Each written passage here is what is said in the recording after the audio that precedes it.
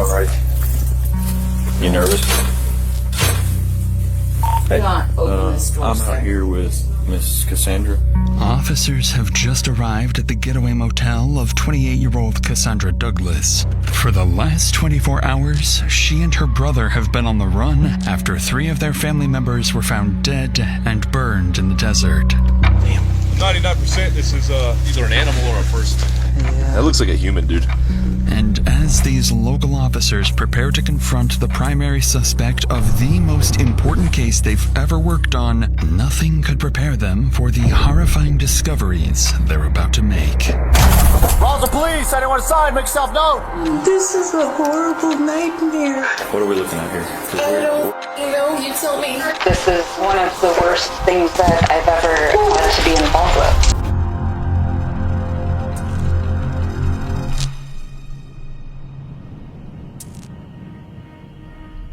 It's a routine Friday afternoon at the Otero County Sheriff's Office when dispatch begins receiving a series of unusual 911 calls from a young man. Communications.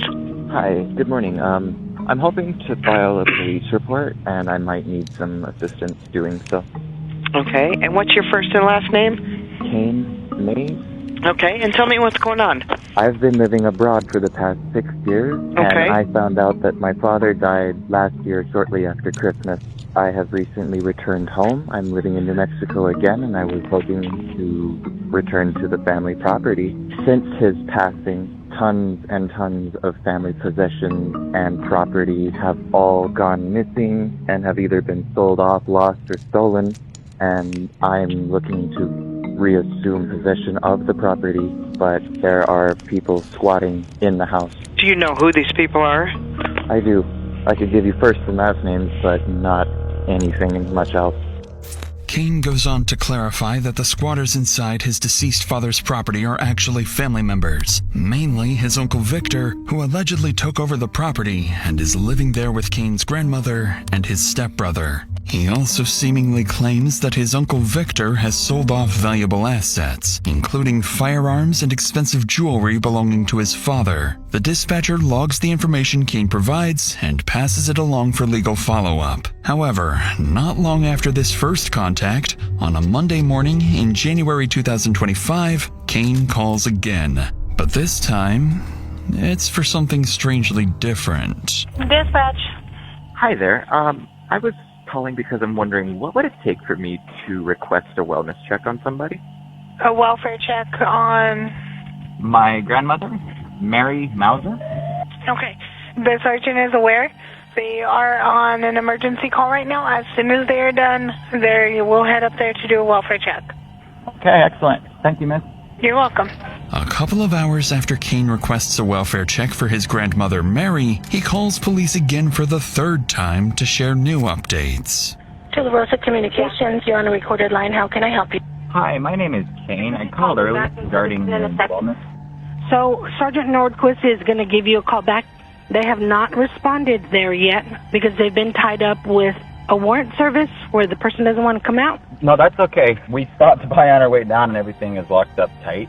That's why I was returning your call, because you said that I should call you back. All right. And like if they're tied up with an emergency, Yes, sir. we got to worry about the officers and make sure that Yes. they're still... Thank you so much for understanding. They don't need to be checked. Okay, I will let the sergeant know then. Following this latest call from Kane, the welfare check is officially canceled, and officers are no longer dispatched to the property. At this point, the dispatcher has no reason to suspect anything other than some kind of family dispute, and the situation appears to have resolved itself for now. In reality, something far more calculated is already in motion, and the family involved will soon be implicated in a scheme that will lead detectives down one of the most twisted murder plots they've ever handled. That same Monday, a few hours after Kane's 911 calls, a man arrives at the police station in the afternoon with an oddly timed request.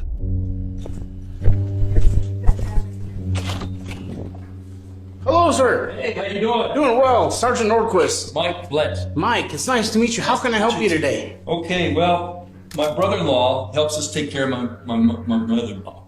Okay. And he normally is very conscientious about showing up when he says he's going to show up and everything. Yeah. And we had to, we scheduled him. We've been taking care of my mother-in-law for 7 years. Okay. She's 90 years old. So anyway, we normally communicate quite a bit during the week and stuff, So, are you wanting to check on him or your mother-in-law? No, on him. He lives on Nogal. Yes. And somebody had called earlier. We were out busy, but someone had called in for a welfare check, but they canceled us prior to us getting up there because they said whoever it was, I can go look and find the name, that said that house was locked up tight and that nobody was up there. The person Sergeant Nordquist is referring to is Mike's nephew-in-law, Killian Mayes, and it appears that both Mike and Kane are concerned about family members. Though the family dynamics are becoming tricky to keep up with for the sergeant, Mike is about to make one thing about Kane crystal clear. Do you know a Killian Mayes? Yeah, I do know him. That's part of the problem. Okay, so what's the problem there? Okay, well, I think he's trying to keep us from going over the look. The house is owned by his father. Yeah, well, the owner of the house, okay, was Frank Perea, and he's deceased. Frank is deceased. Yeah. Victor, his brother, was living with him along with Kane's grandmother and his stepbrother, Killian. As Mike continues explaining the complex family dynamics to the sergeant, one thing becomes clear. 3 people are missing, all close relatives of Mike and Kane. But before Mike leaves, there's something serious he needs to warn the sergeant about. I'm going to get one of my deputies and we're going to go out to the address and see what we can see. See if we can find something. Okay, let me give you some heads up. His dad had a lot of guns, Frank, before he died, and he taught Kane how to shoot. And when Kane came the other day, I didn't finish my story. Huh? When I pulled up there, okay, and I hollered out the window for Vic because the gate was closed, right? Yeah. Okay. And then a person comes to where I can see about this much of him, right? Up there. And I go, hey, Vic. And he goes, no, it's me, Kane. When he walks down to me, he's packed in. He's armed. And I says, well, have you seen Victor? He says, no, nobody's up here. Okay. So I think if I were you, I would go up there with the 2 guys. Because I think he knows how to shoot. And I don't know if there were any rifles and stuff like that where he could be, but anyway, so I had his phone number. But then after I had his phone number, he had my phone number, he started texting me. Your grandmother's missing, your uncle's missing, your stepbrother's missing, right? And this is what he's talking to me about. He's a pathological liar, man. I think he's up to no good, I really do. You guys gotta be really careful. He said he just got off the line with Sergeant Nordquist, or North. He never called us. Because we never contacted him. It's becoming clear to the sergeant that something is off. Sensing this won't be a routine welfare check, Sergeant Nordquist takes note of Mike's concerns and prepares to head out to the house.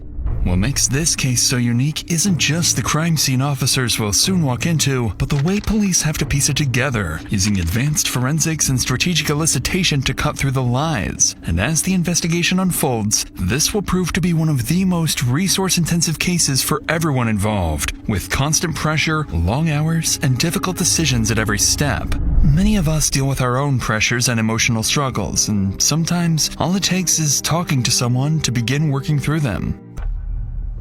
Approximately an hour after talking to Mike, Sergeant Nordquist and a group of officers head to the property to conduct a welfare check. Based on Mike's previous concerns, officers approach the house cautiously in case they encounter Kane. I got an open door. Sheriff's office! Sheriff's office, if you're in here, make yourself known!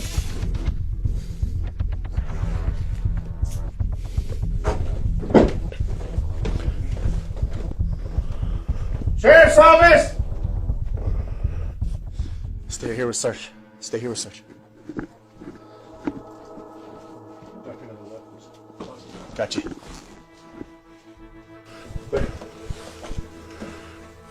Eesh.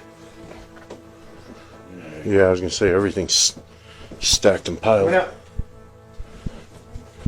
You good? Doorknob was locked on this? Yeah. Literally, when I went like that, I was like, the door just kept going. I was like, Puzzled by the home's disarray, officers leave after confirming no one is inside. With boxes stacked throughout the home and both of Victor's cars, the blue and green Subarus, missing, officers assume the family may have moved out. In reality, the clutter wasn't accidental. It was intentionally staged to conceal evidence of foul play, and it has done exactly that. None of that is apparent now, so Sergeant Nordquist calls Mike on the phone to update him on the situation. This is where the two men will slowly start to pick up on just how sketchy this whole ordeal is. Hello, sir. So we went up to that address. So we cleared the residence. There was nobody inside. There's no vehicles matching the descriptions of the Subarus you gave on the property. So, but there was no signs of a struggle, no signs of any foul play that we could determine. There were some boxes that appeared to be like being packed up, but other than that, that's all we got. The thing is, all three people are missing that were staying there at the house. But definitely the Kane is the kicker. That he's the one that did all that. He called, got your name, and then he was able to send me that text saying that he spoke to you. Yeah. And then he called back later and canceled the deal, right? Yes, sir. And on the face of it, it looks super sketchy, but there was no indication that we could see of any foul play or a struggle or anything. Struggle, yes, sir. As the sergeant tries to reassure Mike, even he begins to wonder if the scene is hiding more than it appears. A few hours later that afternoon, Nordquist returns to the station and calls Kane, trying to understand why he canceled the welfare check and why, most strangely, no one was inside the house. Hi, this is Sergeant Nordquist at the Sheriff's Office. Is this Mr. Mayes? Yes, sir. How are you? The reason why I'm calling is in regards... earlier this morning, you had contacted our office to do a welfare check on a family member? That's correct. Who is that family member to you? It's my grandmother. Your grandmother? Who lives up there with your grandmother at the 121 No-Go? That would be an uncle of mine and my brother. Do you have any information on them attempting to move anywhere? I was told that my brother and my grandmother are planning to move soon. So the reason why I'm calling is we went up to that address because Mr. Bleddy stopped by. Yeah, he was the one who recommended that we give you guys a call. He seemed pretty upset. He was looking for Vic. So we went inside the residence to make sure that nobody was hurt or injured. Nothing was broken into. We didn't see any signs of struggle or any signs of foul play. Did you text Mr. Bleddy at all today? I mentioned that we stopped by and I had given you guys a call and everything was okay. Well, who told you that everything was okay? Dispatch coordinator. I don't remember her name. Because the information that I got was that you called back and said you went up there and everything was okay. Correct. Now, what was in that text message to Mr. Bleddy? That's what I'm confused with. I let him know that I had tried to call you, and the dispatch officer said that you were tied up with, it sounded like a pretty hostile situation. The way the text message reads was that you had made contact with me, and I know for sure, and you know for sure that didn't happen, so that way it looked kind of weird. Naturally, Nordquist doesn't know what to make of Kane's message to Mike, in which he seems to falsely claim to have spoken with the sergeant. Suspecting Kane is hiding something, Nordquist ends the call and immediately requests a search warrant for a second search of the house. While they wait for the warrant to be processed, all police can do now is hope the missing trio turns up safe.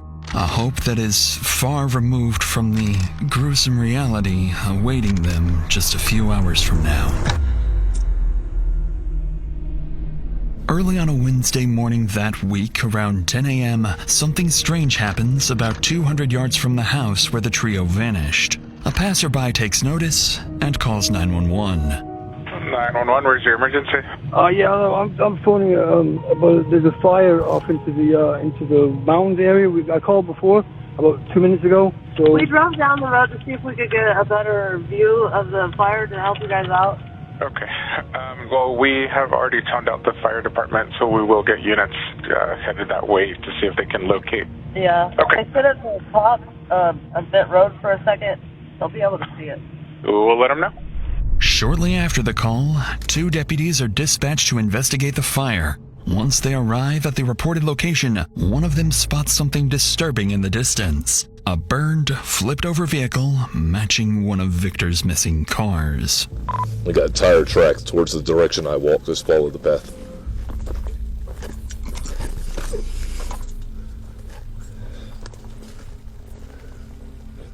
I got the vehicle. It's smoking. I got a couple sets of shoe impressions, tire tracks, all that. 99% sure there was a cage and a spinal cord in here, in this vehicle. Given the circumstances, Brad told me about it. Things are all fine. Look right in here. That looks like a human, dude. These things burn hot. Yeah. So, hopefully Slater's and his team's on the way. As officers look inside the car, they can see what appears to be the burned remains of 3 people, too badly damaged by the fire to identify them at the scene. Suspecting a homicide, they call in Sergeant Nordquist, and it wouldn't take long for him to connect the dots. So, this might be a Subaru. It's a vehicle that they haven't accounted for yet. Look right here. Oh, for sure. You see it? Yeah. It's not, do you see a soul anywhere? I couldn't look it in here. Just given the circumstances, this actually might be one of the missing people. What's that right there? I was looking at that too. Oh, yeah. That's a skull cap right there. Yeah. Yep. It's by one of our missing people, the missing vehicle. From up here? Huh? From up here? Yeah, I guess Brad, he suspects some guy named Kane killed most of his relatives that live here. And this vehicle, I think, is a Subaru. Looks like This is really fresh, dude. There's more over here. He had to have put it out himself, because it would have caught this whole place on fire. What officers are beginning to suspect is horrifying. Not only do the burned remains likely belong to the 3 missing individuals, but given how recent the fire is, the person responsible may have burned the bodies just hours ago and could still be within reach of police. So, once the scene is secured and the bodies are sent for autopsy, a nationwide BOLO is issued for Killian Mayes. Although police now believe they know what happened and who's responsible, they have no idea just how far beyond Kane this plot goes. There are more players involved, more targets, and a multi-state homicide case that will exhaust every resource police have. We gotta find him. We're afraid of him. There was one time I should have died. Probably should be dead twice. And he was so aggressive. I thought we were gonna die. I thought he was gonna shoot us on the property. More than 24 hours after the fire, officers remain unable to find or contact Kane, raising concerns that he may be on the run. But this is when the initial autopsy results come in, confirming what officers had feared all along. The burned victims are Kane's close relatives, his uncle, Victor Perea, his grandmother, Mary Mouser, and his stepbrother, Killian Mayes. Beyond confirming their identities, the autopsy offers little actionable insight. At least one victim had a confirmed gunshot wound to the head, but the other remains were too severely burned to identify all injuries. Investigators surmise that the victims were likely incapacitated well before the fire was set.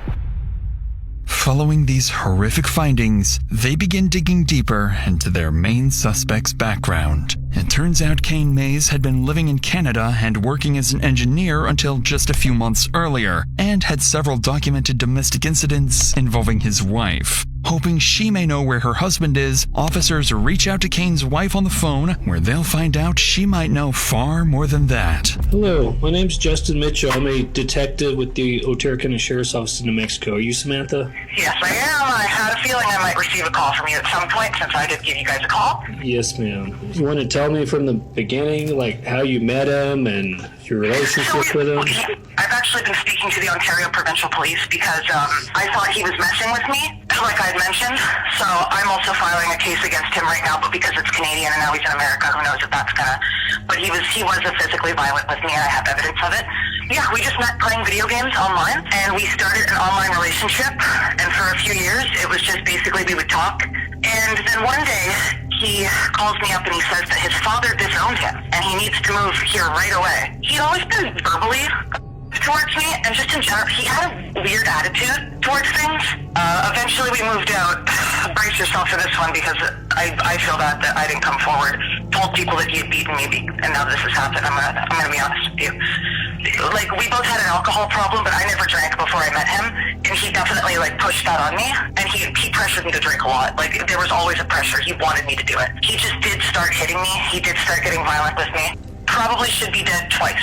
Samantha's statements are nothing short of horrifying. But even worse, she would share a terrifying recording with detectives, captured during one of the numerous domestic incidents involving Kane. You just let me go. And I do every time. When you ask, I let you go. I don't want you to. Please stop. Is this your neck? Is this your neck?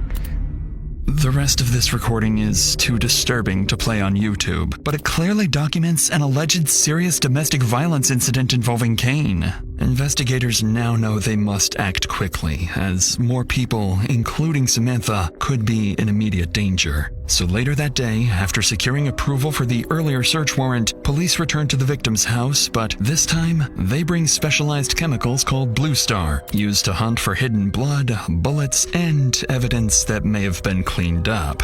And what they're about to uncover would reveal just how many crucial clues officers had missed during the initial search. Inside the kitchen, detectives spot one of 3 spent .22 caliber shell casings, along with a live .22 round. Using Blue Star, they also detect high-velocity blood spatter throughout the home. As the search continues, investigators notice clear attempts to clean up the scene, and given the precision and speed with which the bodies were disposed of, they begin to suspect a grim possibility. This was not the work of a single perpetrator. But then, officers find something very strange. Condoms and pregnancy tests stored with cleaning supplies near the well house and septic area. Following these disturbing findings, police would continue searching the property and contacting Kane's relatives, worried he may already be far away, possibly even on his way back to Canada. A few days later, as detectives continue searching for leads on Kane, they decide to pay Mike and his wife, Lourdes Blett, a visit. Just like Kane, Lourdes also has personal ties to all 3 victims. Victor Perea was her brother, Killian Mayes was her grandnephew, and Mary Mouser was her brother's partner. But before investigators can hope to learn anything about Kane's whereabouts or possible accomplices, they must first deliver the tragic news to the couple. Yeah. Got a nice name. Hi, Lourdes. How are you? Detective, how are you? What's your first name? Bobby. Hi. This is Ashley. Ashley, I'm Do you mind if I sit down?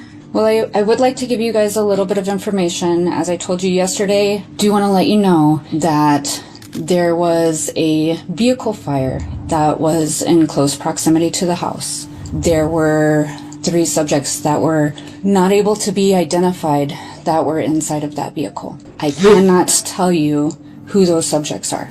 On the property? In the Subaru? Or that? I can't tell you what vehicle it was for sure right now. Again, so you already know they're people? I can't but you tell know you there's who 3 they people? Are. Yes.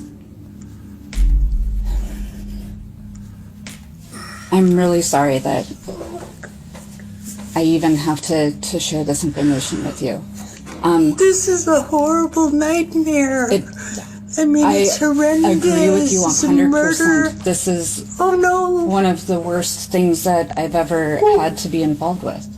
Upon hearing the news, Lourdes is beyond devastated. What makes this situation even scarier is that she fears whoever is responsible may not be done yet.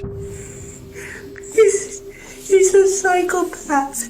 He's a psychopath. Kane, I didn't want to say that. I didn't want to drop him in the doodle, but he's crazy. You gotta find him. We're afraid of him. He hasn't even asked how my mother is, and that's his blood grandmother. We're working. Oh my God, how can this be? Michael, how can it be?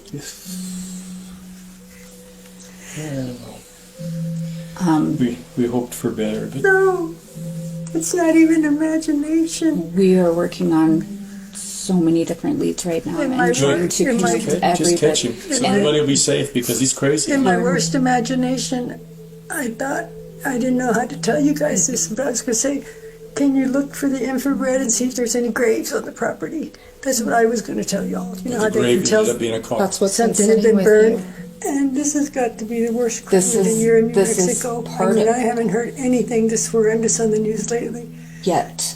Indeed, this kind of killing doesn't happen every day, but investigators are about to hear another person of interest from the couple, someone who may know more about where Kane is. So in our job, you will hear law enforcement say a lot, it's what you know and what you can prove. And right now, we're working on collecting the information so we can prove what we believe we know. Yeah, see, the thing is, we don't know what he did all those years. Wherever he was, what did he do? Who did he know? And what we're was his... also working on. We have no idea. I would even be worried about his sister, Beck and Ross, so-called That's- stepsister, When that one text he sent me about working with the, over in Roswell or whatever he said. He was saying something about like helping out his sister with her crazy ex. Crazy ex, yeah. Something like that you had shown Yes, me. I think it was a relationship. I kind of remember that at the beginning, that she wasn't with that guy anymore because of that.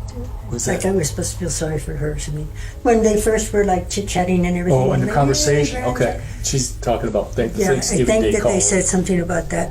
Mike would go on to identify the woman in question as 28-year-old Cassandra Douglas, Kane's half-sister. And based on his concerns and the evidence from the home search suggesting at least 2 people were likely involved in the cover-up, detectives begin to wonder if Cassandra is the next key piece to the puzzle. So with this new lead, the interview concludes, and investigators shift their focus to Cassandra and her potential connections to the homicide. Coincidentally, as investigators prepare to call Cassandra the next day, she reaches out to them instead, with a very peculiar 911 call. Hi, is there any way that you would mind putting in a welfare check on my brother, Kane Mayes? What's the address? He told me that he was going to 680 Cox Canyon, Cloudcroft, New Mexico. 680 Cox Canyon? Yes, ma'am. He was supposed to meet up with our uncle and told me that if he didn't come back last night, and definitely if he didn't come back in the morning, that I needed to call you guys. He's been part of a missing persons thing, and Mike has been acting very aggressive and hostile towards us. Not only is Cassandra claiming her brother Kane is also missing, but she's suggesting that her uncle Mike might have something to do with it. Once investigators catch wind of this 911 call, they immediately sense something is off. The timing is highly suspicious, almost as if it's part of a plan to deflect suspicion away from Kane. So later that day, officers are sent to her address with one goal in mind: assess the situation and determine whether her claims hold any weight or if it's just an attempt to mislead the investigation. Hello? Hello. Hi. Are you Candace? No, Candace is across the street. Okay, are you Cassandra? I am. Okay. So my name's Ryan Poston Reader. Hi. I'm a detective with the Ruidoso Police Department. Hello. Do you have a second to talk to me? What's up? So did you make a 911 call for a welfare check? I did for Kane Mayes. For Kane? Yeah. Yeah. That was you that made that call? Mm-hmm. Okay. Have you heard from Kane? I have not. No, you still haven't heard from him? I have not. How do you know Kane? He's my brother. It's your Or brother? my half-brother. And when was the last time you heard from him? He was supposed to go up to meet with Mike, I think on the 21st. He told me that if he didn't show up by the morning of the 22nd, that I needed to file a missing persons report because I already have 3 family members missing. Killian and Mary were supposed to go up to Albuquerque. I haven't seen those 2 alive since 11/23. Give me just a second. Okay. Officers have no clue at this point, but Cassandra isn't alone. Right this moment, their prime suspect, Kane Mayes, is hiding inside the very house they're standing in front of. Sorry, we're also having issues with a psychotic ex of mine. So Oh, jeez. You're going through a lot right now. a little bit. And then with Kane going missing and Mike presumably having like over half of his guns. It's a really, really long story.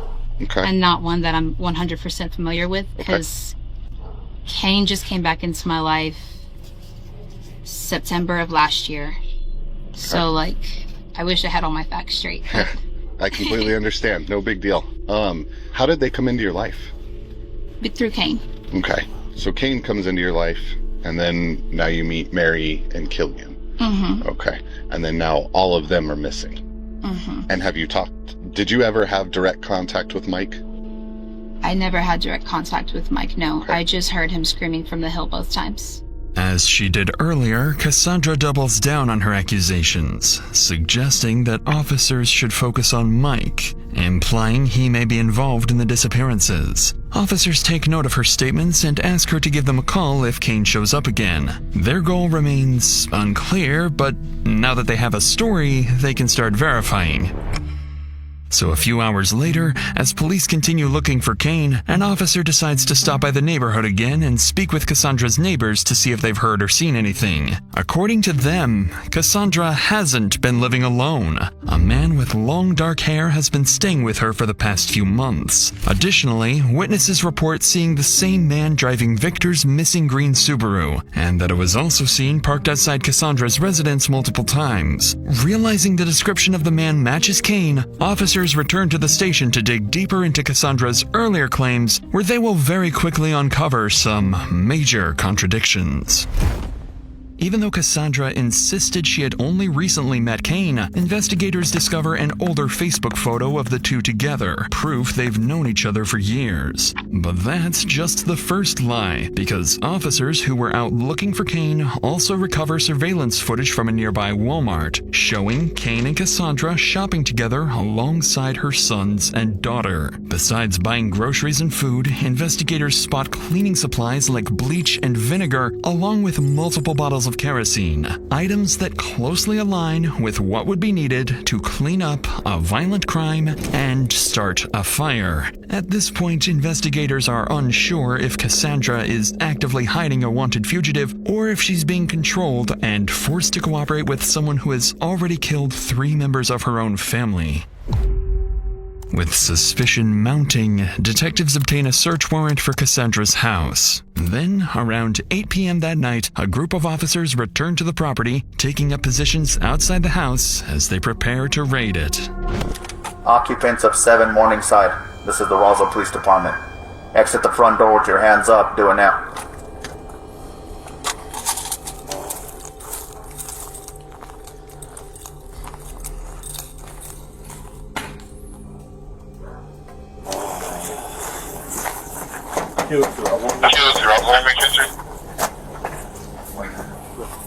You got shield? Yeah. Roswell Police, search warrant! Guess we're just going to boot this thing.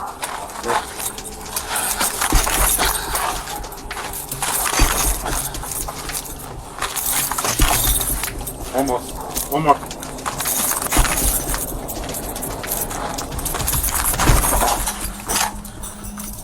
Roswell Police, anyone inside, make yourself known!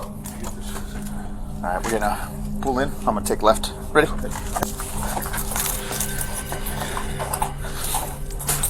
Small room. Got another door here. Ready? Yep. I'm gonna go. I got a hallway with looks like the refrigerator kitchen. 3 on me. Moving up.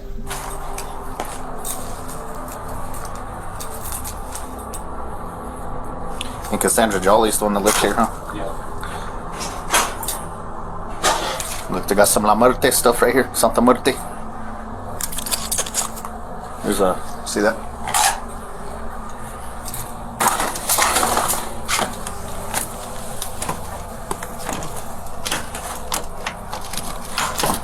Ready? Yep.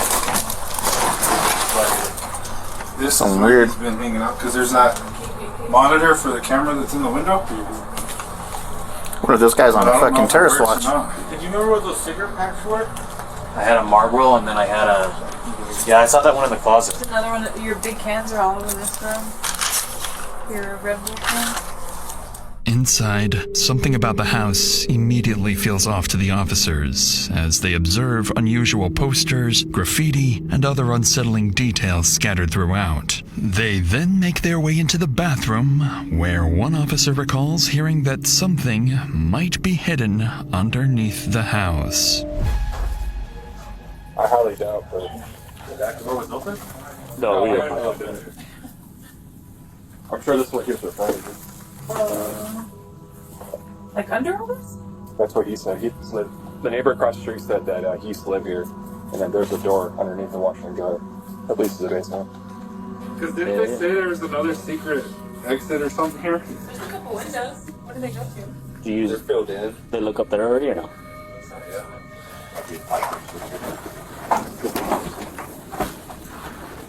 Ready?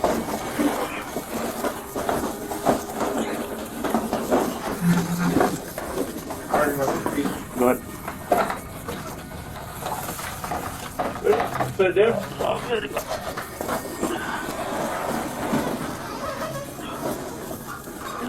Yeah, I'll hold it.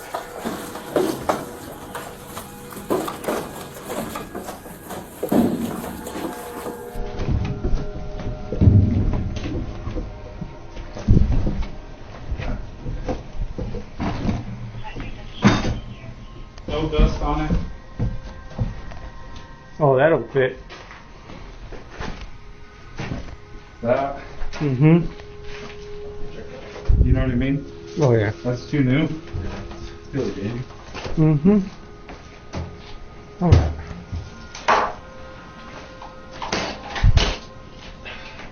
Got a water leak though.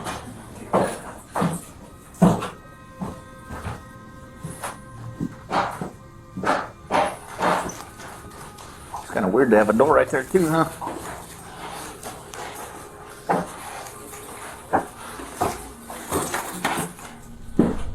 At the center of the basement sits a plastic storage tote, toolbox, duffel bags, and other various items. Officers notice there's no dust on the items, and whoever left them behind was in a hurry, possibly trying to leave unnoticed. Beyond the basement, police would go on to find something highly suspicious: documents belonging to one of the victims, alongside paperwork linked to Kane's father and live .22 caliber ammunition. Following these discoveries, investigators secure the scene and begin working to obtain a real-time location warrant for Cassandra's phone. With their suspicions growing that Cassandra fled with Kane, officers know they need to locate them quickly before they vanish, potentially escaping to Canada.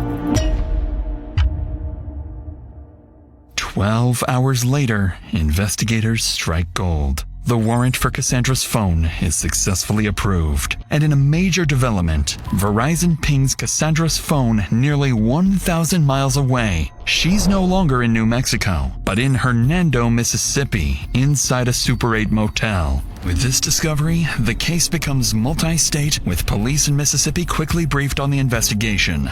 Officers are then dispatched to locate Cassandra. This is the final phase in the case, and what happens next will determine whether police get the critical answers they need or lose the lead entirely.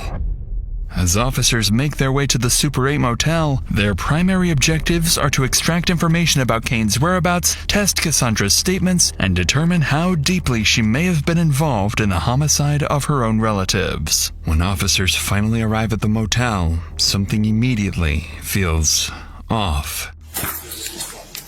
Miss who? Miss John. Or actually, technically I'm Douglas, because I still have my ex's last name.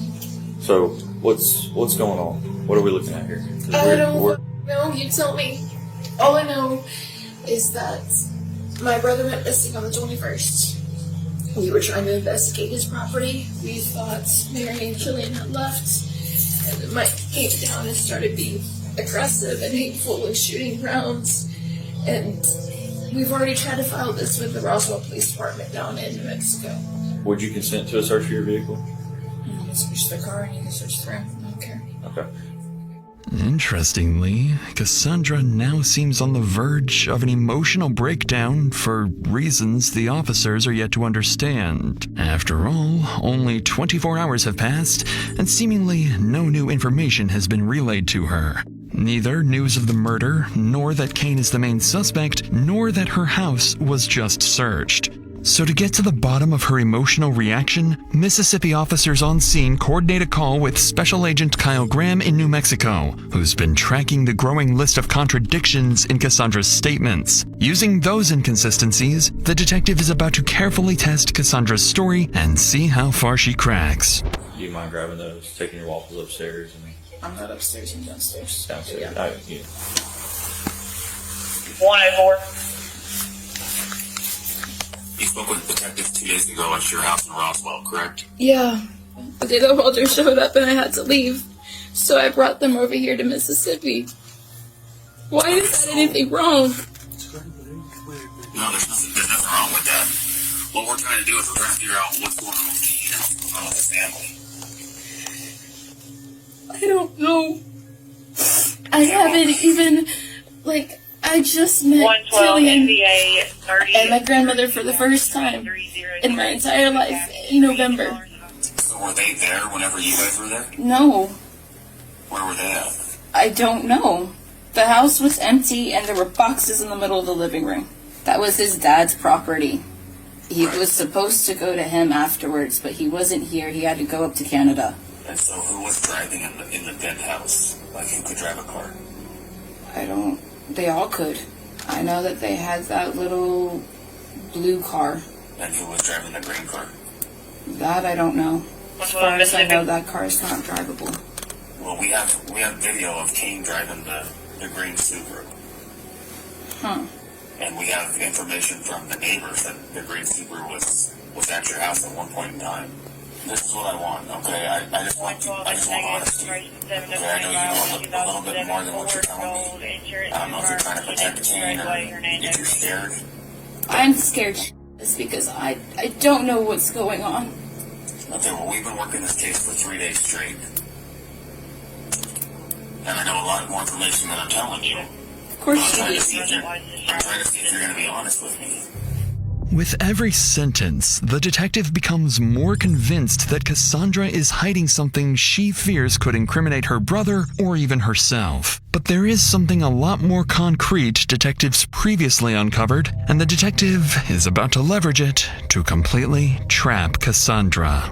Are you aware that Kane made a police report whenever he got to the house originally, the very first time, about people squatting in his father's house? Yeah, because they weren't supposed to be there. They hadn't paid any of the mortgage on it. We found documents showing that they were still using Frank's credit cards, and Frank has been dead, and that all of the bills were still in Frank's name, and they were still using that. And so I told him that that was illegal as fuck, and he needed to make a police report because you can't be using. Don't stick that in my face, honey. That's like identity theft. Is it true that Kane didn't even know his dad died? Yeah. He didn't know that his dad died until he came back to States. He found his obituary. He found his obituary shortly before on the internet. That's how he figured it out. So almost a year later, he finds out his dad died. And I know that he's upset about that. But that's not enough reason to kill somebody. I didn't do that. So then what? So did he kill somebody? No. I don't understand what you're trying to accuse him of. Well, that didn't sound very convincing. I don't know what he's trying to accuse him of. He's asking a question. That doesn't sound convincing either. Sure enough, that doesn't sound too convincing to the detective, because Cassandra has seemingly slipped up. At this point, no one had told her that the missing family members were dead or that Kane was suspected of killing them. Realizing her mistake, Cassandra quickly starts backpedaling to regain control of the narrative. You got anything else, Cassandra, that you want to tell me? Do you really think Kane killed them? Or hurt them? I'm pretty concerned. I mean, I don't think 3 people just vanish off the face of the earth, especially when 2 of them are elderly. And then Kane just comes in from Canada and all hell breaks loose. That's kind of suspicious to me. God, I'm so stupid. I wouldn't even think to put 2 and 2 together like that. But Mike was so f***ing scary when he came down. And he was so aggressive. And I thought we were gonna die. I thought he was gonna shoot us on the property. Well, you didn't even see that he had a gun. Kane told me that he had one. And he was mad enough. Oh my God, he was so mad. As a last-ditch effort, Cassandra goes back to accusing Mike of being responsible for the disappearances. But in fact, officers in New Mexico have already quietly debunked that claim, information they are holding back for the right time and place. Before leaving, they also check Cassandra's car, where they find belongings hastily packed up. But Cassandra explains this as a desperate attempt to run away from her abusive ex-boyfriend. So shortly afterwards, the officers wrap up their visit. But in doing so, they've proven something crucial. They can find Cassandra whenever they want, something she clearly didn't anticipate. It seems as though the confrontation went nearly perfectly for the detectives, but Cassandra has a crucial secret that had went unnoticed at the motel. Kane had traveled to Mississippi alongside her, was staying nearby, and had successfully hidden from officers, marking yet another moment where she misleads police about his whereabouts. So less than an hour after police leave the motel, the two would begin plotting, coming up with a plan they think will get them out of this gruesome mass murder.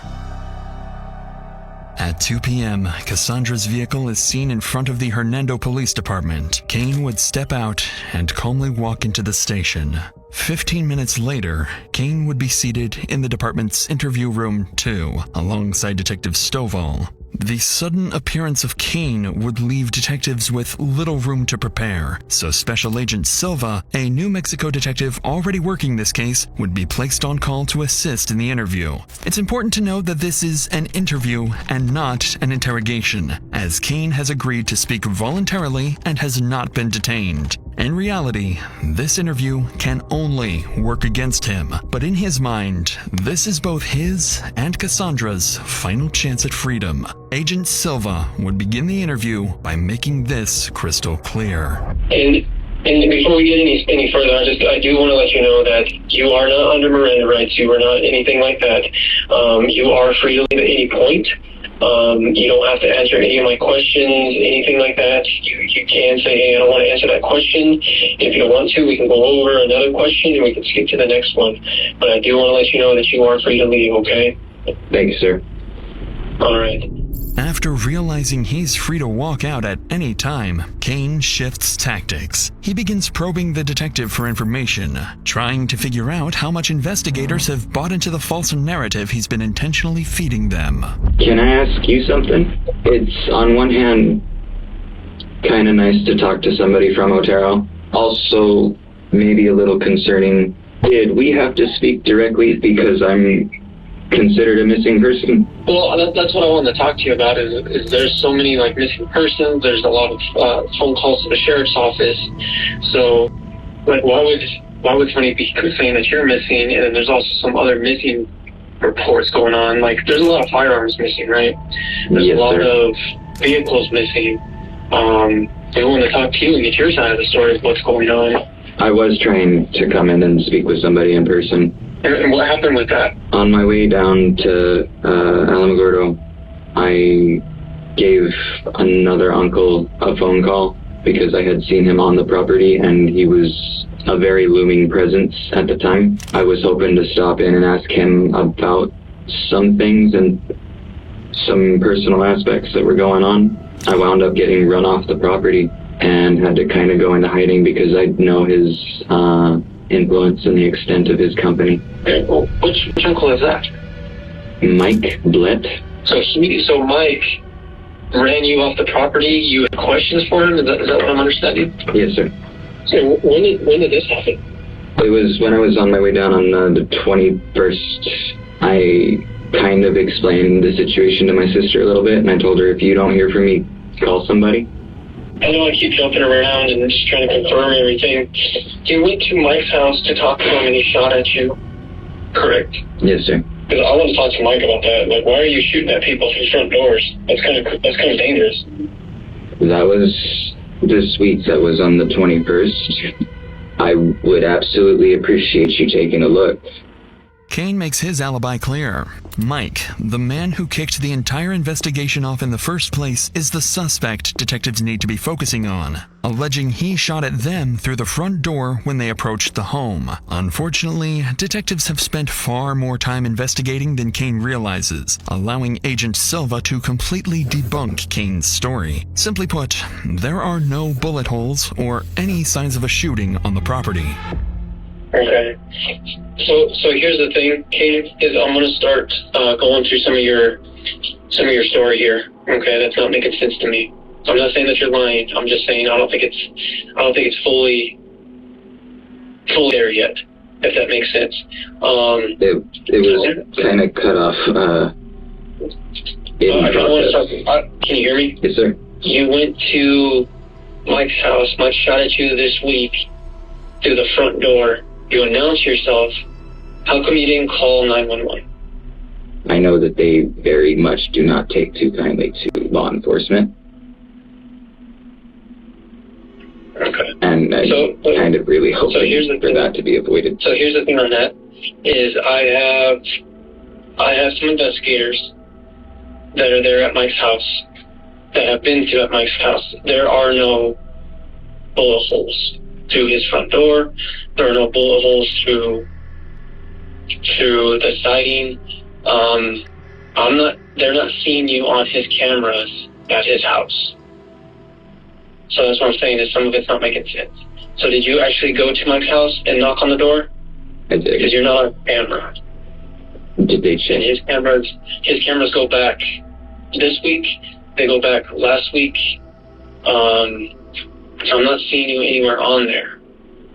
We had a ton of different game cams that are all on their SD cards.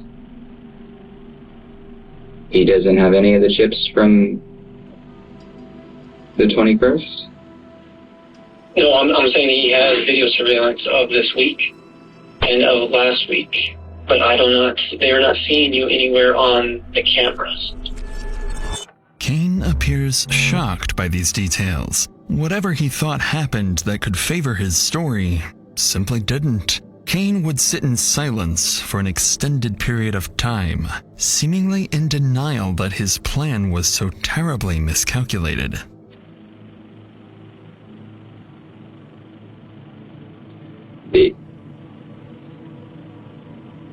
If they still have the footage, they should totally show me pulling up. I parked along the mailbox.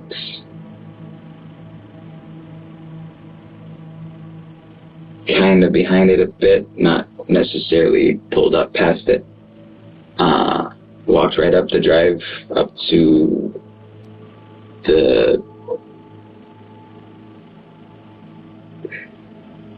it's kind of tucked in between the slope on the hill, and then it goes into the house where the stone steps are. That metal storm door. Okay. Which one is? I'm just trying to give you a path so that you can see. And that was early afternoonish. I got there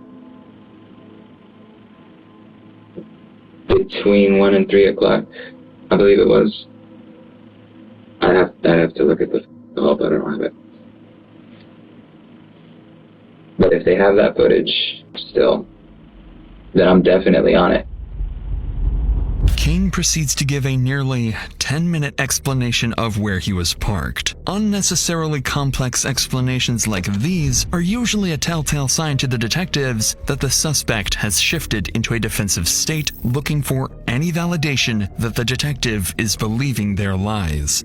Agent Silva takes note of this and begins leaning deeper, this time pressing Kane on his sister Cassandra and her potential involvement. Previously, police recovered and documented strange items during the home's crime scene search, and it's still unclear why they were there. Silva plans to use these details to force Kane into defending Cassandra's innocence, a tactic that will create a contradicting story compared to what Cassandra told officers just hours prior.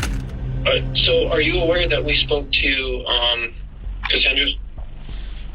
Yes, sir.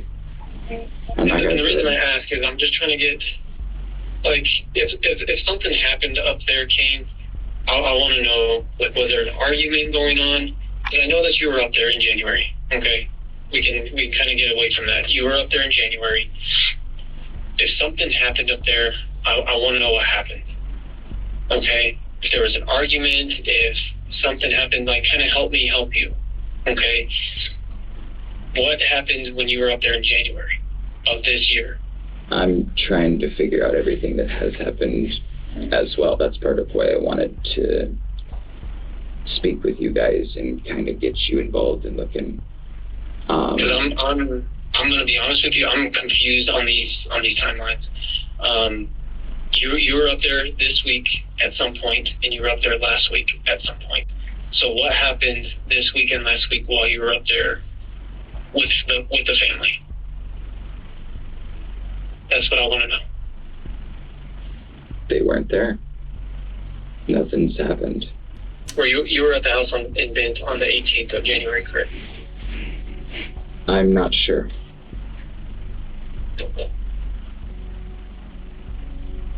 And the reason I ask is because Cassie has been in contact, and she showed us a screenshot January 18th at 3:57. It's between you and her that says, "Wait quietly and say, wait for me." That's actually something that I was gonna try to find. And it says, I believe this is from you or from her. That's the text that says, "Wait for me," and it says, "I'm safe." I'm sorry? Those are the texts that say, "Wait," and that I'm safe. It says, "I'm safe, wait for me," and then there's a response that says, "Gotcha, I have eyes on the front, so far so good." What is that? That's the day that Mike came up to bed. Okay. At this point, Kane must be starting to realize Cassandra may not have been on his side as much as he had thought. Not only are the police beginning to take a clear side, but his only teammate might be against him as well, perhaps explaining why she dropped him off at the police station. Note that Kane at this point can avoid any question he wants, and more importantly, can leave whenever he wants. Even Agent Silva decides to take a brief step away from the phone, but Kane would stay, instead letting the officer in the room in on what's going through his mind. Between you, me, and the walls, I really think someone is trying to pin years worth of shit on me. Because I came back home at the wrong time and interrupted something.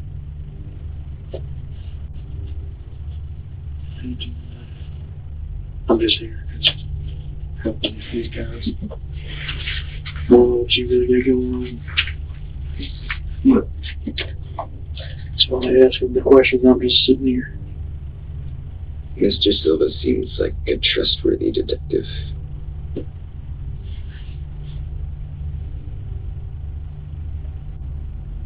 I used to joke, though, and I always say I make a great scapegoat. I'm kind of hoping it's not the case this time.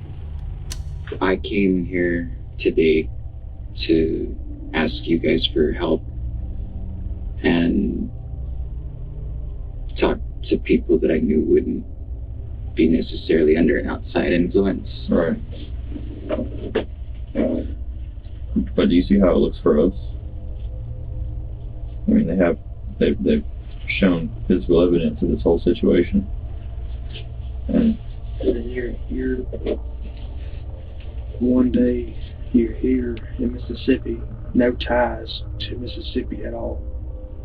Like, you have no family here. No, sir. You have nothing here. No, sir. My family died, man. If I was in that seat, and a detective 13 hours away on a cell phone call told me that who are they to you? My brother, my grandmother, and my uncle. Your brother, your grandmother, your uncle. If somebody called me and said, not only was my brother killed, but also your grandmother and your uncle were killed, if somebody told me that over the phone, you know what I would be doing? I think I did. Do you know what I would be doing? I wouldn't be sitting there staring at a wall. I'd be bawling my eyes out. I'd be throwing the water bottle across the room. I'd probably rip this table out of the wall. Yeah, but then you guys just rush in here and... But I wouldn't give a shit. Out of me, I wouldn't give a shit. Because of how much I'm close with my brother. I'm not close with my grandma. But it's still with the fact that somebody did that to my family. Do you understand where I'm coming from? Well, they asked what I think should happen to Mike or whomever did this, and in polite company I couldn't say, but back where I'm from, they'd be up from a tree. Right. So that's more of the response that you would expect. But the issue I'm having is there's no emotion. You've expressed no sadness. We're not getting anything. Which leads me to believe you already knew this had occurred. I didn't know that. Look. Even the officers with no context of the case can't help but assume Kane was involved in the murders, leaving him to sit in silence as he realizes how poorly this voluntary interview has gone. Agent Silva would return and continue pressing Kane for answers, eventually revealing that he had, in fact, been inside the house multiple times the week of the 3 victims' disappearance, and admitted to helping Cassandra travel to Mississippi with her kids, something she lied about earlier in the motel. Even worse for Kane is that, as the hours-long interview progressed, officers behind the scenes were already taking action. They were instructed to locate his uncle's stolen green Subaru, which they suspected Kane used to drive to Mississippi alongside Cassandra's own vehicle. After looking through surveillance footage and searching around the city, officers hit the jackpot and tracked down the missing car. Inside, they found latex gloves, .22 caliber ammunition, an empty Ruger pistol box, and most importantly, Kane's passport, tying him directly to the stolen vehicle. Now investigators have exactly what they've been missing: probable cause. And with that, Kane is no longer free to leave, and he's about to find out just how massively his attempt to clear himself and Cassandra backfired. How's it going, bud? You mind there? All right, stuff. You mind standing up for me real quick? Yes, sir. Turn around, facing this wall. Yes, sir. Put your hands on the wall for me. All right. So what's going on, man, is you're going to be going out to the Soda County Sheriff's Office, all right? You're going out of our jail, all right? Yes, sir. All right, walk this way.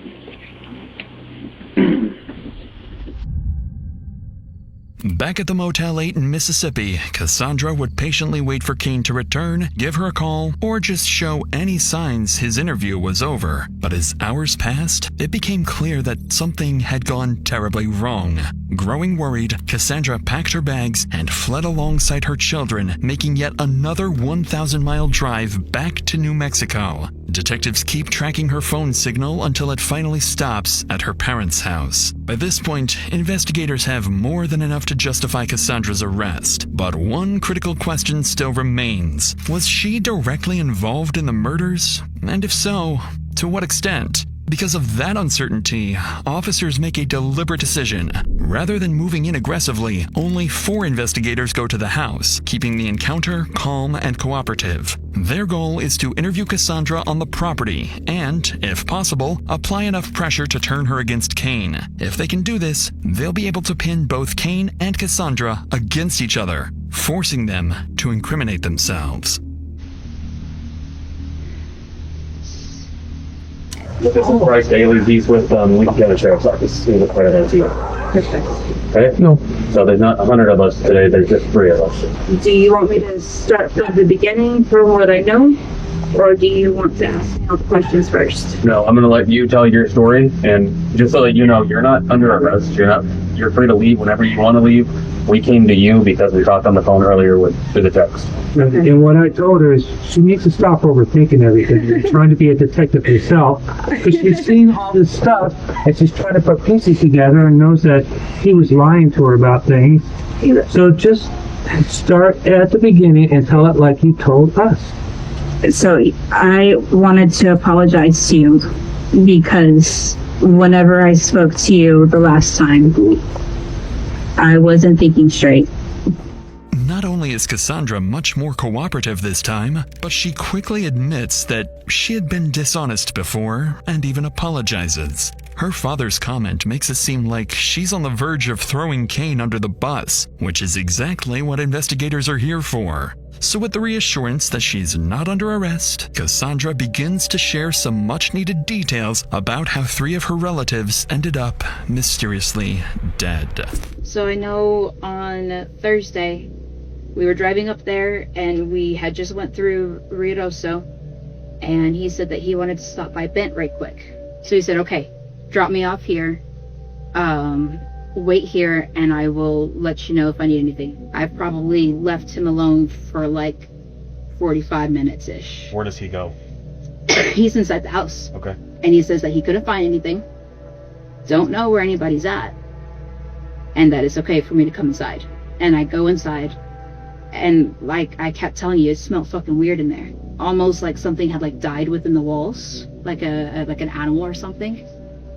I was already concerned by the fact that he felt like something had happened. So I'm trying to rationalize through that, and he's just saying, I'll do it, and we're doing things legally, it's okay. And then he has me help him. He drives the car off somewhere and has me help him push it off into like this little ditch thing. And at one point, whenever I tried to say, hey, you guys, like, you need to call somebody, he said that the majority of the cops up there are crooked. I worked in the ER down here. I can see how you can think that sometimes, for sure. No offense. So like no offense to you guys either.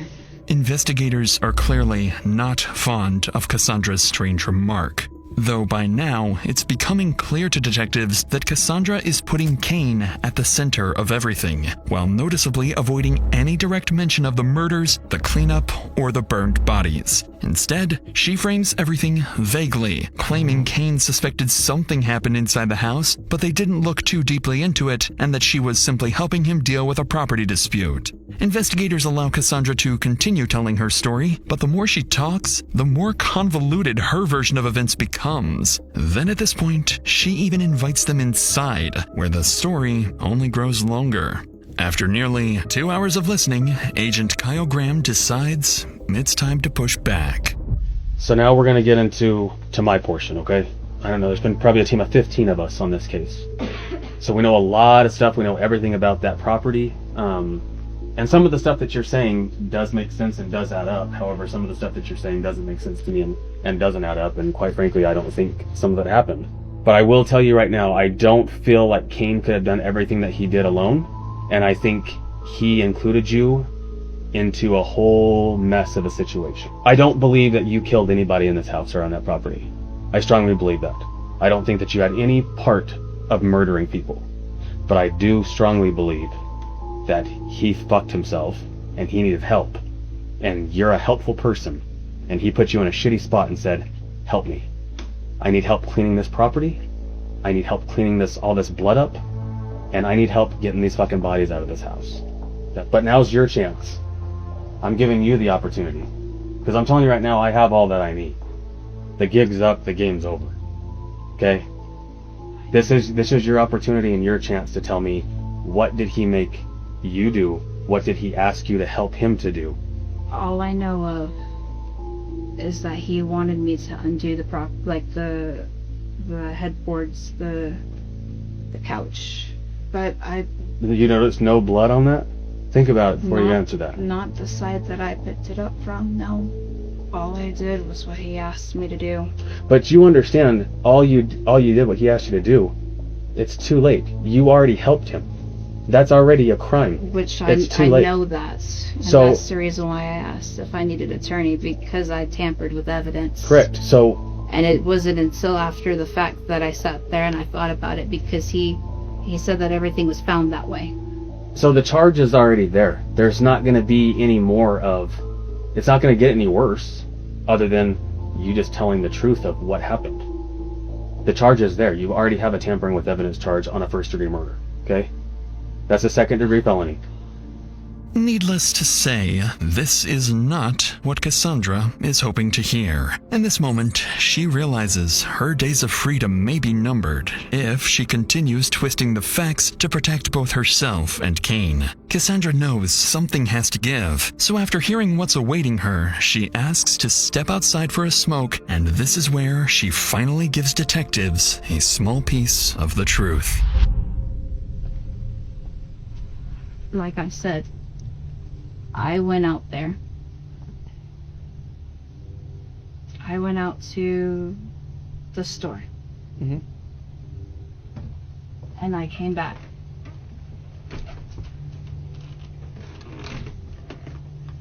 He said that he found them that way.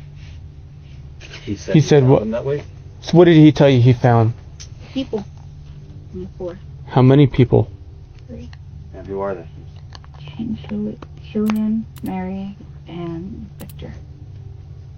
I signed up to take him to a job interview. I didn't sign up for him to do this. Do you now believe that he did it? I don't know what to believe. I just know that there was a mess, and then there was a lot of illegal shit. Lots of illegal shit. What else did you help clean up inside the house? Besides the blood? And the furniture, taking it out. Yeah. And I didn't see how bad the furniture was. Did you help clean up anything else?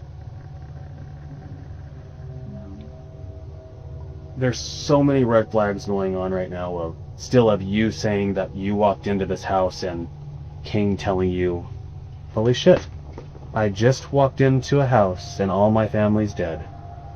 Let's get rid of them. That does sound really stupid. Doesn't it sound stupid that when you say it out loud?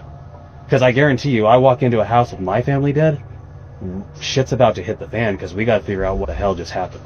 And I'm calling the cops. I don't... We're telling you, we've done our research. I've gotten 0 sleep in 5 days. We're not letting this go. This is a triple homicide. And not letting it go is exactly what investigators are going to spend the rest of the day trying to do, hoping Cassandra will eventually crack and give them the full story. Unfortunately, though, this is the closest they will get to a real admission, as Cassandra begins to backpedal and returns to a revised version of events where she claims they found their family members already dead. They then simply decide to cover up the scene to avoid getting in trouble because Kane believed the police were corrupt. Detectives would spend until nightfall pressing Cassandra with no success, and she ultimately sticks to the same story. So before ending the interview and leaving, Agent Graham has one more rather strange question that's been on his mind all this time. He had access to my phone. He knew my passwords. Like I said, I trusted him. He was supposed to be my brother. Can I ask you a really weird question? Sure. No, never mind. No, go for it. Why'd you guys buy a brand new box of condoms? No, that was a joke. It should be the skin on latex. And I had bought those in Chattanooga. Is it him and hers? And I threw them at Walter. Because I was tired of having kids and I was tired of being pregnant all the time. But why would they be in the Bent house? I don't know. Why would they be in the Bent house? That's why I have a weird question. Last time I knew about them, they were in they were at my house. Well, this was in the well house with all of the cleanup. He told me that there was a possibility that Corinne wasn't his mother due to DNA results. And that there was a potential that he had feelings for me. Kane? Mm-hmm. And that's not weird for you? Like, to be around him with your kids when you guys are pretty much brother and sister? Like, it was weird, but he never acted on it. I thought you guys were step-siblings, not half-siblings. No, we're half-siblings. Well, because we also found a pregnancy test. Yep, I had a one-night stand at the Variety. And I didn't start my period on time. And I panic, and I overthink, and there should be 4 of them. The detective's tone makes it clear. They aren't convinced, suspecting Kane and Cassandra are hiding important details about their relationship. By now, though, what investigators came here to do is partially successful. Even though there's still no direct admission tying their suspects to the killings, Cassandra has implicated both herself and Kane in the cover-up. Because of this, Cassandra is officially detained and brought back to the police station. What exactly was said during Cassandra's arrest remains unknown, but the pressure appears to have completely broken her. In the hours that followed, she went on to further incriminate Kane, seemingly doing everything she could to distance herself from what happened, no matter the cost to him. A betrayal that would later come as a complete shock to Kane. All I knew is that I had PTSD from the last time he saw cops. Because there was my blood all over the floor and my head through the wall, and I was trying to protect him from that. If he was really as innocent as he said he was, then there was going to be nothing to hide, right? which is why I dropped him off at the jail. I was pretty shocked that he showed up at the police department in Mississippi. Because I told him if he was as innocent as he told me that he was, if he really found them the way they were, then that's all he had to tell you guys, and you would figure out the rest.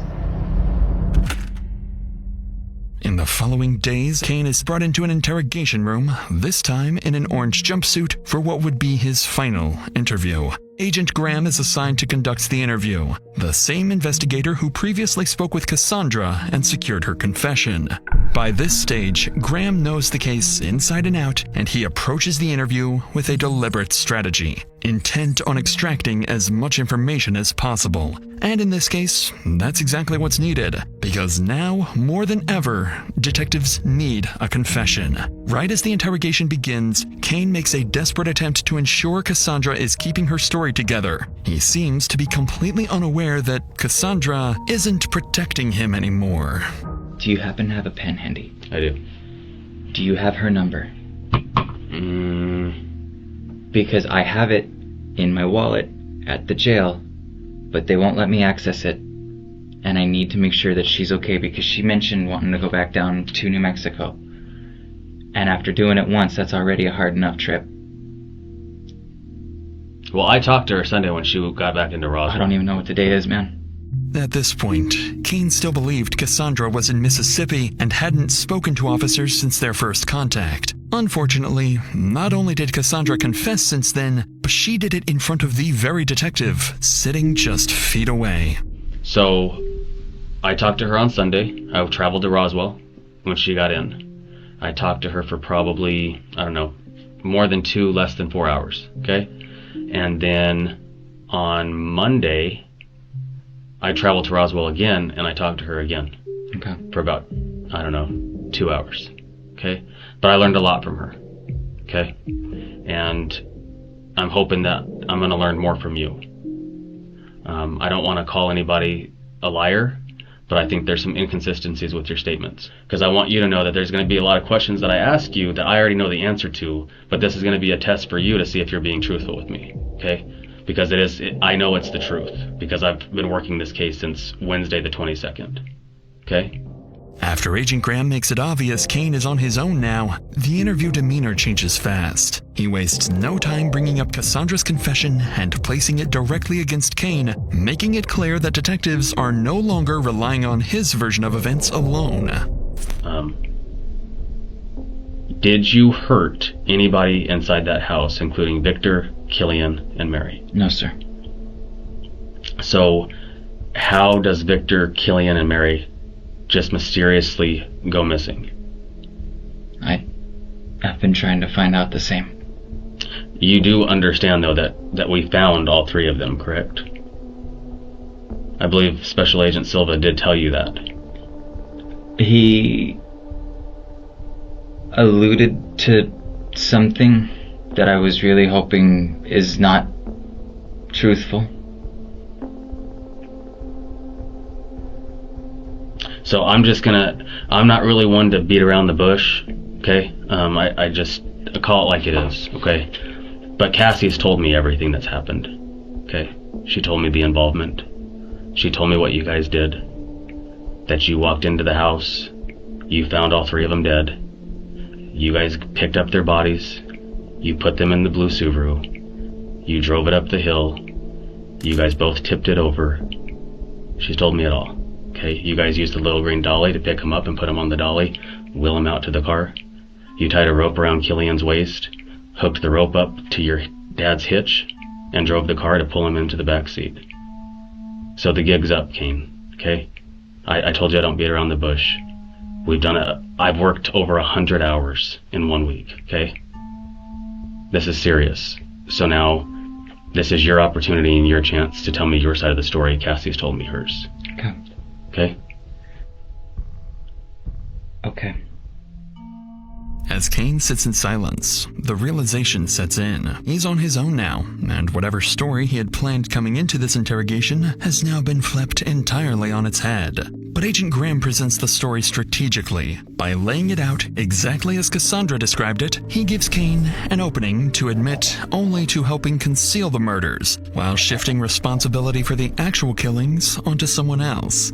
If he can get this confession first, it'll be significantly easier to get Kane to confess to the killings later on. Do you want to start back at the beginning? And I know the date that all this happened also. I can tell you what happened. I can't tell you why. I don't know. I was trying to find out. I fucked up your crime scene, and I'm sorry for that. Is everything that I just said, what Cassie told me, is that accurate? To a degree. And what isn't? When we went to the house that day. And it's just you and Cassie? Yeah. Not the kids? No. There's a witness too. And who is that? The mailman. He can attest to this. Like the postal man that drives and delivers the mail in the mailboxes? Yeah. Okay. Yeah. We had gotten there just before him. He went up. I told her to hang tight for a minute because that meant that everybody would be awake. And that was kind of looking hopeful. Killian was up and moving about. And I knocked on the door. I told him, hey, you just missed the postman. And he was real fidgety. He was scratching his head a lot. He was irritated. And I told him, hey, I got some good news. Everything's moving along with the mortgage company. We're looking to move in, and we ought to be all set by like the end of the month. Everything should be good. They got my process, or my status is pending. He closed the door, and I watched him take the mail off to the bedroom. And then he went back, and I shit you not, I heard like must have been 20 gunshots. I didn't even think to do the front door. I just ran around to the side, came through my door.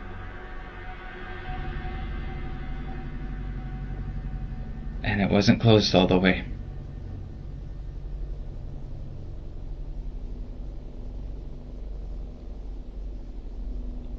I ran through the bedroom. My Uncle Vic was laying in his doorway with a gun in one hand. His other was like shaking, just kind of like floating there. And Killian was across from him. I don't know why. I don't know who shot.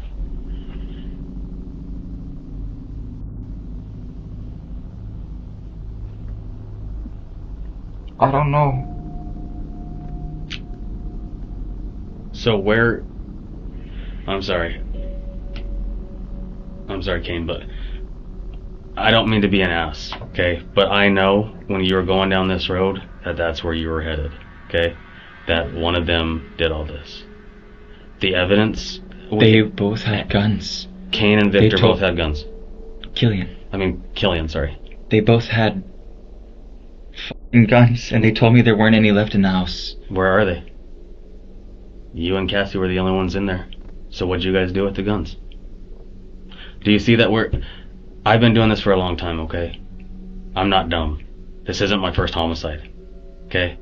Kane falls directly into Agent Graham's trap, confessing to concealing the bodies and giving a terribly thought-out lie about who committed the murders. But Graham doesn't stop there and begins pressing further, letting Kane know that nothing he can say at this point will dig him out of his grave. I'm not gonna lie to you though, Kane. Like this was a pretty tough one for us. This took a lot of time. This is the most that we've ever spent on a case, by the way. This is the farthest we've been to investigate one too.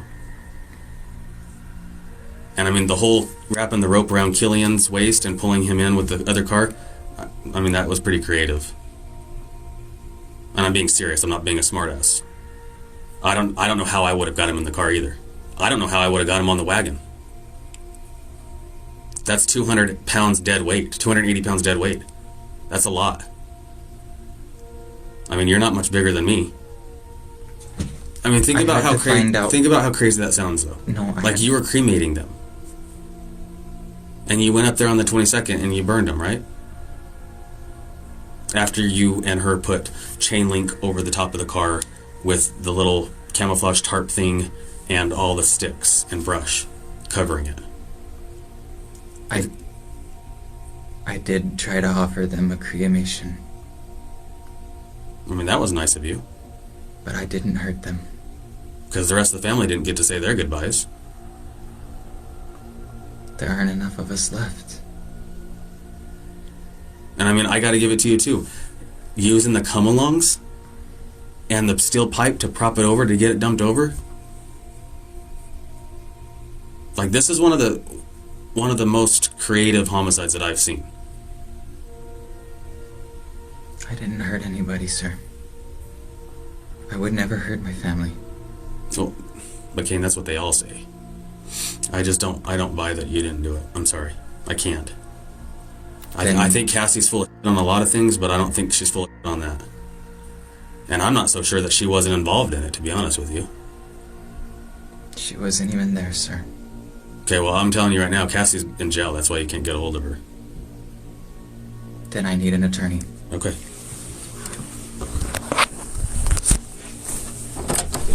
Sir.